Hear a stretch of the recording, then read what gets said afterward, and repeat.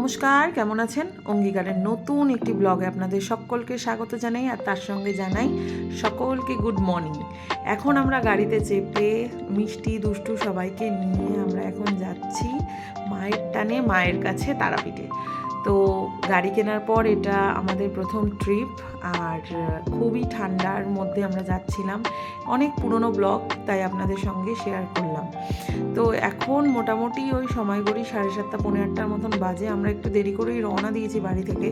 তো এখন মোটামুটি আমরা চলে এসেছি কাছাকাছি একটা ব্রেকফাস্ট করার জন্য, কোথাও একটা হল্ট করব, তারপরে আমরা বাকি যাত্রাপথটা শুরু করব। প্রথম কথা, গুগল ম্যাপ দেখে যাওয়া হচ্ছে। তো গুগল ম্যাপ আমাদের যেখান থেকে নিয়ে যাবে সেখান থেকেই আমরা যাব।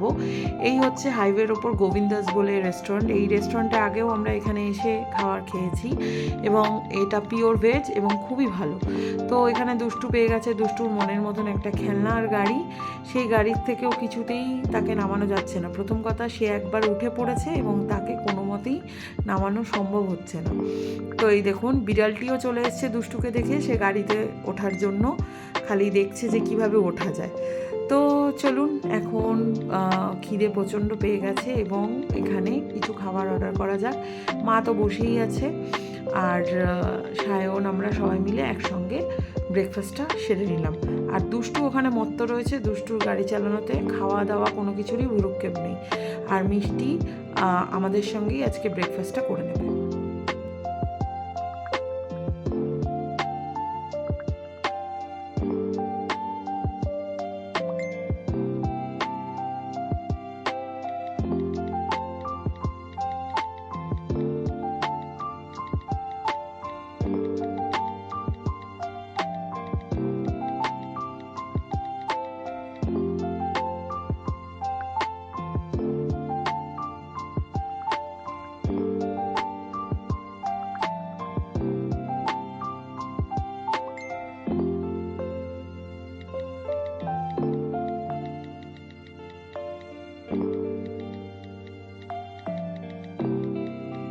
দুষ্টুর গাড়িটা এতটাই পছন্দ হয়েছে যে আমরা সবাই রেস্টুরেন্টের ভেতর চলে এসেছি, কিন্তু দুষ্টুকে কিছুতেই সেখানে আনা যাচ্ছে না। আর মিষ্টির দাদা মিলে দুষ্টুকে সমানে দেখে যাচ্ছে। দুষ্টুর কোনো ভ্রুক্ষেপ নেই। এবার দুষ্টুকে কোনো মতে নিয়ে আসা হয়েছে। আজকে আমরা অর্ডার দিয়েছি হচ্ছে মশালা ধোসা আর ফ্রেশ লাইম সোডা আর হচ্ছে আলুর পরোটা। সবাই মিলেমিশেই আর কি ব্রেকফাস্টটা করব। তারপর আমরা এখান থেকে বাকি যাত্রাপথটা শুরু করব। যেহেতু নিজেদের গাড়ি, তাই হল্ট করতে করতে যাব এবং খাবার দাবার আর কি রেস্টুরেন্টে দাঁড়িয়ে বা কোথাও একটা দাঁড়িয়ে খেয়ে নেবো। ওই দেখুন, ধোসা লাভাররা ধোসা খাচ্ছে, দুষ্টুও খাচ্ছে, মিষ্টিও খাচ্ছে। কিন্তু বাড়িতে এদের জন্য কিছু করলে পরে সেগুলো আমাদেরকেই খেতে হয়। যেহেতু এটা বাইরে, তার জন্যই হয়তো বেশি ইন্টারেস্ট দেখাচ্ছে খাওয়ার উপর। তো যথারীতি এখন আমাদের ব্রেকফাস্ট মোটামুটি শেষের পথে। আমরা এবার আস্তে আস্তে চলেছি বর্ধমানের দিকে, এবং বর্ধমান এখান থেকে খুব একটা বেশি দূর নয়। এই যে এই হাইওয়েটা দিয়ে আমরা যেটা যাচ্ছি সেটা হচ্ছে বর্ধমান রোড, আর এই ব্রিজটা ক্রস করলেই হবে হয়তো শক্তিগড়। তো দেখতে থাকুন, আশা করি আজকের ব্লগটা আপনাদের ভালো লাগবে, আর ভালো লাগলে লাইক শেয়ার সাবস্ক্রাইব করতে একদমই ভুলবেন না। আর কেমন লাগছে ব্লগটা অবশ্যই কমেন্ট করে জানাবেন। আর এই যে হাইওয়ের রাস্তাটা দেখে এত ভালো লাগছে, আমরা যখনই তারাপীঠ যাই মোটামুটি গাড়ি নিয়েই যাই, এবং আমরা খুবই রিল্যাক্স করতে করতে যাই। বিভিন্ন রিলস তারপরে সমস্তটাই বানিয়েছি গাড়িতে। আর আমি বসেছি সায়নের পাশে, আর পেছনের যাত্রীরা সব একটু ঘুমাচ্ছিল, এবার একটু এনার্জি ফিরে পেয়েছে আর কি।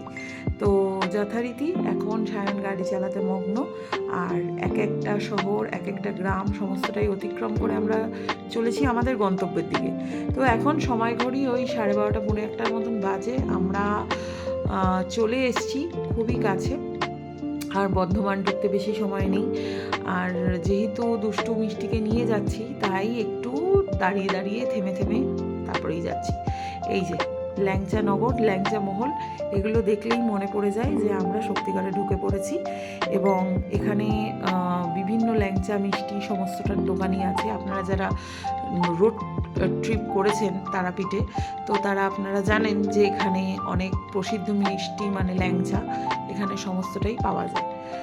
তো এই হচ্ছে বর্ধমান শহর, আর এই হচ্ছে কাঞ্চন গেট। দেখলেই মনে পড়ে ছোটোবেলাকার স্মৃতি। ছোটোবেলার বেশ খানিকটা সময় কেটেছে এই বর্ধমান শহরে, এবং সেই স্মৃতিচারণ তো কোনো সময় করা সম্ভব নয়। তখনকার দিনে মোবাইল ফোন বা ভিডিওগ্রাফি কোনো কিছুই ছিল না। থাকলে হয়তো আপনাদেরকে সেই টুকরো টুকরো স্মৃতিগুলো আপনাদের সঙ্গেও শেয়ার করতাম।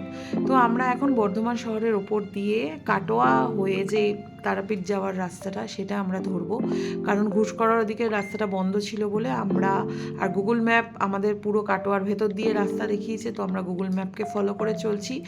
জানি না কখন গিয়ে পৌঁছাবো, কটায় গিয়ে পৌঁছাবো। ঘুষকরার রাস্তাটা ধরলে হয়তো আমরা আগে পৌঁছাতাম, কিন্তু যেহেতু আমরা এখন কাটোয়া কালনা দিয়ে যাচ্ছি, তাই হয়তো 1-2 ঘন্টা লেটও হতে পারে।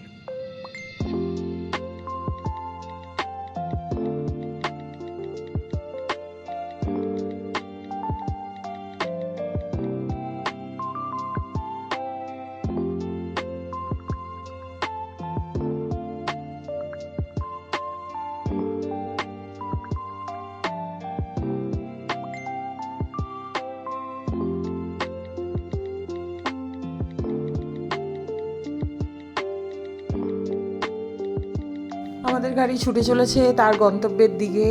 আমরা এখন দুপুর পেরিয়ে বিকালের দিকে এগিয়ে চলেছি। বিকাল প্রায় 4:30 পৌনে 5টার মতন বাজতে চলেছে। আমরা মাঝখানে দাঁড়িয়েছিলাম লাঞ্চ করতে, কিন্তু সেই ভিডিওটা আর আপনাদের সঙ্গে শেয়ার করা হয়নি। এখানে আমি দুষ্টুকে নিয়ে সামনে বসে আছি, আর এখানে ফুল অন মিউজিক চলছে। আমরাও গানের তালে তাল দিতে দিতে এগিয়ে চলেছি আমাদের গন্তব্যের দিকে, কারণ এখানে আমরা গাড়িতে কেউ ঘুমাইনি আর কাউকে ঘুমাতে দেবো না, এটাই হচ্ছে আমাদের মোটো ছিল। তো যথারীতি এখন বিকাল 5:30 বাজে। রাস্তার হাল দেখে আপনারা বুঝতেই পারছেন আমরা কোন গ্রামের ভেতর দিয়ে যাচ্ছি।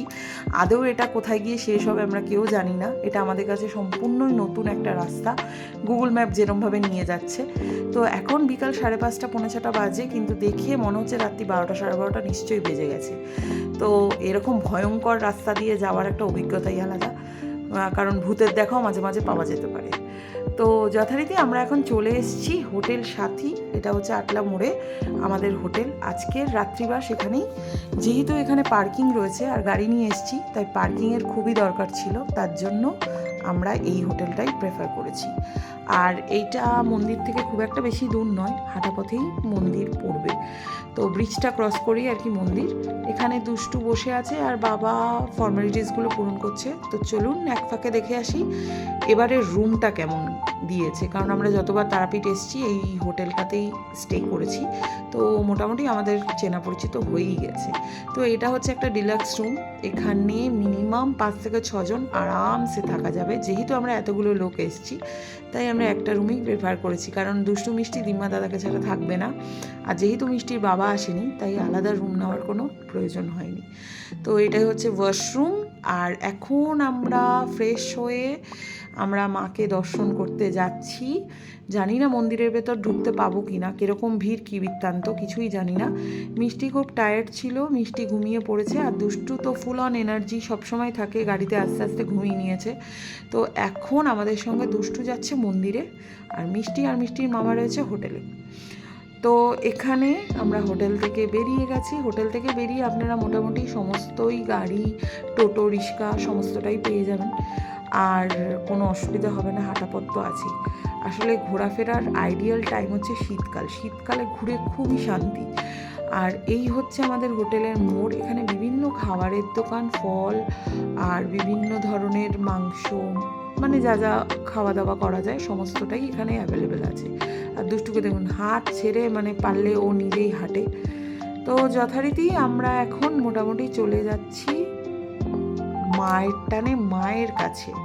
তো দেখে আসি মাকে, জানি না দেখা পাবো কিনা, মা আমাদের দর্শন দেবেন কিনা। তো দুষ্টুকে নিয়ে আগেরবার এসেছিলাম, মন্দিরে ঢুকতে পারিনি, এই একটা আক্ষেপ ছিল। এইবার দুষ্টুকে নিয়ে হয়তো বা মন্দিরে যেতে পারি।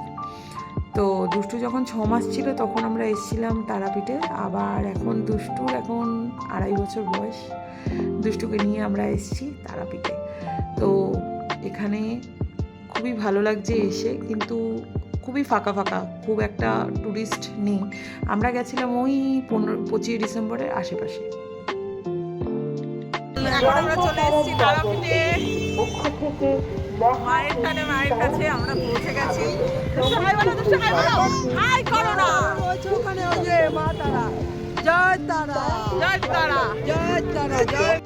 এই হচ্ছে সেই মা তারা সরণি। এইখান থেকেই মূলত তারাপীঠের রাস্তাটা শুরু হয়, এবং তারাপীঠের রাস্তা মানে মন্দির যাওয়ার রাস্তা, এবং মন্দিরে যাওয়ার পথে বিভিন্ন ধরনের সমস্ত দোকানপাট তো বসেই, আর খাবার দাবার সমস্তটাই, বড় বড় হোটেল, বড় বড় খাবার দাবারের দোকান সমস্তটাই আছে। এবং দুষ্টু যেখানেই যাচ্ছে বায়নার লেভেলটা অতিরিক্ত হয়ে গেছে, একটার পর একটা শুরু হয়ে গেছে। আর এখানে বিভিন্ন লুচি, সবজি, ভেজও আছে, নন ভেজও আছে, সমস্তটাই পাওয়া যায়। আর যেহেতু আমাদের হোটেলে খাবার দাবার অ্যাভেলেবেল আছে, তাই আমরা হোটেল থেকেই নিয়ে নিচ্ছি। আমরা আর বাইরে থেকে কোনো খাবার আজকের রাত্রের জন্য নেব না। তো এখন ওই 8টা, 7:30, 8টার ঘরে গেছে ঘড়ির কাঁটা। আমরা বেরিয়ে পড়েছি, কারণ আমরা ভ্রমণ পিপাসু, আমরা এখন ঘুরতে এসেছি, তাই হোটেলে থাকবো না। বেরিয়ে পড়েছি মাকে দর্শন পেতে। তো এখানে মিষ্টির দোকান, বিভিন্ন চায়ের দোকানে বীভৎস লাইন। আর এই হচ্ছে তারাপীঠের মন্দির। আপনারা সবাই এসছেন, আর যারা আসেননি তারা একবার আমার ব্লগটা দেখে নিন। হয়তো ভেতরে গর্ভগৃহটা হয়তো দেখাতে পারবো না, আমি এসে মাত্র শুনেছিলাম যে ফোন হয়তো ভেতরে অ্যালাউ নেই। যতদূর অবধি আছে আপনাদেরকে একবার দেখিয়ে দিতে চাই।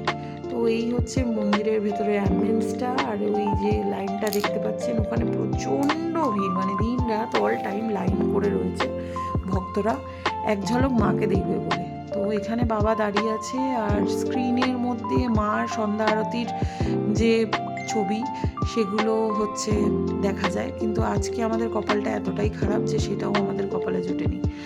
তো যথারীতি মা আমাদের নিরাশ করেননি। ওই যে দেখতে পাচ্ছেন, আমরা নাট মন্দির থেকেই আর কি মায়ের দর্শন পেলাম। জয় মা তারা, সবাইকে ভালো রেখো, সুস্থ রেখো। আর এইভাবেই আমাদের আজকের দর্শনটা শেষ হলো। তো আজকের ব্লগটা আপনাদের কেমন লেগেছে অবশ্যই জানাবেন। আর আজকে রাত্রিবাস করে দেখা হচ্ছে কালকে সকালে। আর ভালো লাগলে লাইক, শেয়ার, সাবস্ক্রাইব করতে একদমই ভুলবেন না। দেখা হচ্ছে কাল সকালে। তাই সুস্থ থাকবেন, সাবধানে থাকবেন। দেখা হচ্ছে খুব শীঘ্রই। জয় তারা।